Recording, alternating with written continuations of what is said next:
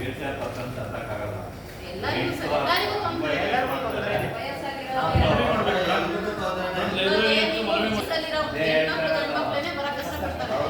ನಂದೇ ಲೈಬ್ರರಿ ತಗೊಳ್ಳಿ, second floor ಅಲ್ಲಿ ಇದೆ. ನಾನು ಕಣ್ಣೂರ್ ಲೈಬ್ರರಿ ಏನು, ನಮ್ಮ ಲೈಬ್ರರಿ ಬಂದು ಸೆಕೆಂಡ್ ಫ್ಲೋರ್ ಅಲ್ಲಿ ಇದೆ. ವಯಸ್ಸು ಮಕ್ಕಳು ಬರೋದಕ್ಕೇನೆ ಕಷ್ಟಪಡ್ತಾರೆ.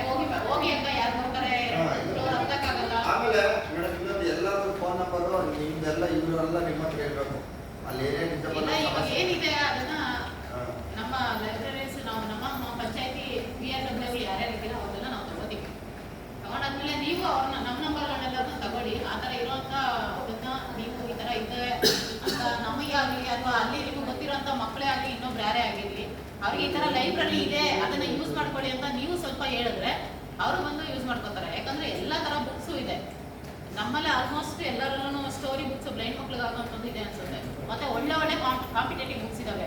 ಎಷ್ಟು ತರ ಬುಕ್ಸ್ ಇದೆ ಅಂದ್ರೆ ಎಲ್ಲ ಲೈಬ್ರರಿಲೂ 10,000 ಮೇಲೆ ಬುಕ್ಸ್ ಇದೆ. ಇದೆ ಸ್ಟೋರಿ ಬುಕ್ಸ್ ಇದಾವೆ. ಕೆಲವೊಂದು ಲೈಬ್ರರಿ ಇಲ್ಲ, ಕೆಲವೊಂದು ಲೈಬ್ರರಿ ಇದೆ. ಅದೇ ಮೇಡಮ್, ಈಗ ಹೊಸಬೆಳಕು ಅಂತ ಆಶ್ರಮ ಇದೆ ನಮ್ಮಲ್ಲಿ, ಅಲ್ಲಿ ಬ್ಲೈಂಡ್ಸ್ ಮಕ್ಕಳು ಇದ್ದಾರೆ. ಅವ್ರಿಗೆ ಇನ್ಫಾರ್ಮ್ ಮಾಡಿದ್ರೆ ಬಂದು ಹೋಗ್ತಾರೆ. ಅಲ್ಲಿ ಮಂಡೂರಲ್ಲಿ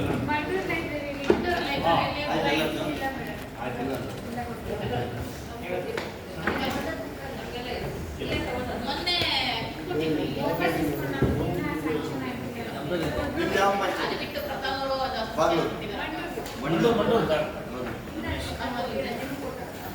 ಆಮೇಲೆ ಅವ್ರು ಮನವಿ ಮಾಡ್ಬೇಕು ಮೇಡಮ್. ಲೈಬ್ರರಿ 2ನೇ ಫ್ಲೋರ್ ಅಲ್ಲಿ ಇರೋದು.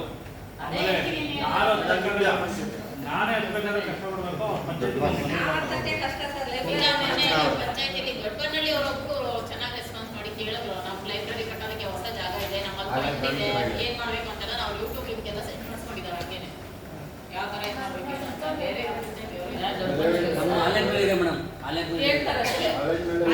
ಕೆಳಗಡೆ ಹೌದು ಅವ್ರು ಬರ್ಬೇಕಾಗಿತ್ತು. ಬಟ್ ಅವ್ರು ಟ್ರೈನಿಂಗ್ ಅಲ್ಲಿ ಇರೋದು ಇಲ್ಲ, ಟ್ರೈನಿಂಗ್ ಅಲ್ಲಿ ಇದ್ದಾರೆ.